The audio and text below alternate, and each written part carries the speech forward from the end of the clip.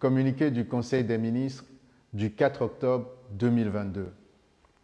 Le Conseil des ministres s'est réuni ce mardi 4 octobre 2022 sous la présidence de son Excellence M. Faure Essosimna Gnassingbé, président de la République.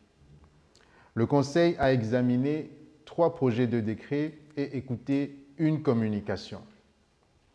Au titre des projets de décret, le Conseil a examiné en première lecture un premier projet de décret portant organisation et fonctionnement du Centre national du cinéma et de l'image animée CNCIA.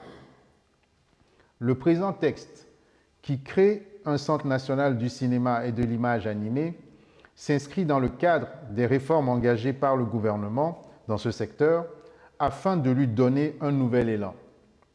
La mise en place de cette structure permettra, entre autres, d'assurer avec efficience et efficacité le contrôle de la mise en œuvre des mesures législatives et réglementaires applicables aux professions cinématographiques et audiovisuelles, contribuer à l'amélioration de l'accès aux partenariats publics-privés et au financement d'organismes internationaux, renforcer la professionnalisation de ce secteur et disposer de véritables industries de cinéma susceptibles de créer de l'emploi et de générer de la richesse dans notre pays. Le Conseil a ensuite examiné en première lecture 2 projets de décret portant délimitation des largeurs des emprises des routes et classification des routes en République togolaise.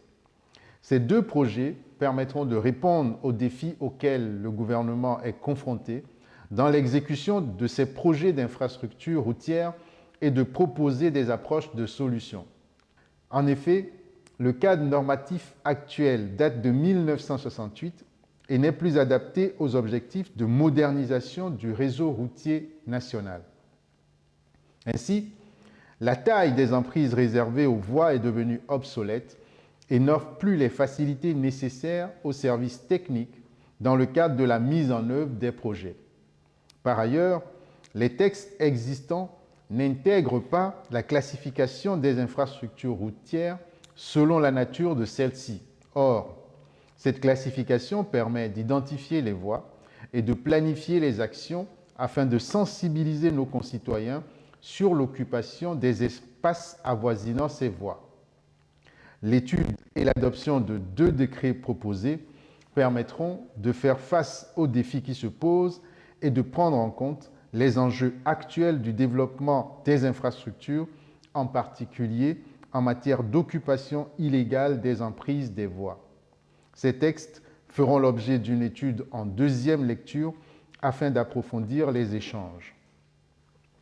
Au titre de la communication, le Conseil a écouté une communication relative au projet de loi portant régime juridique applicable aux entreprises publiques en République togolaise, présenté par le ministre de l'Économie et des Finances. Cette communication vise à présenter au Conseil l'application de la loi relative aux entreprises publiques et les leçons tirées en vue de procéder à sa modernisation. En effet, les entreprises publiques sont confrontées à des défis de gouvernance, de fonctionnement et de performance. Ces structures doivent par ailleurs s'adapter à la modernisation des modes de gestion afin d'améliorer leur performance pour répondre aux objectifs fixés dans le cadre de la feuille de route gouvernementale.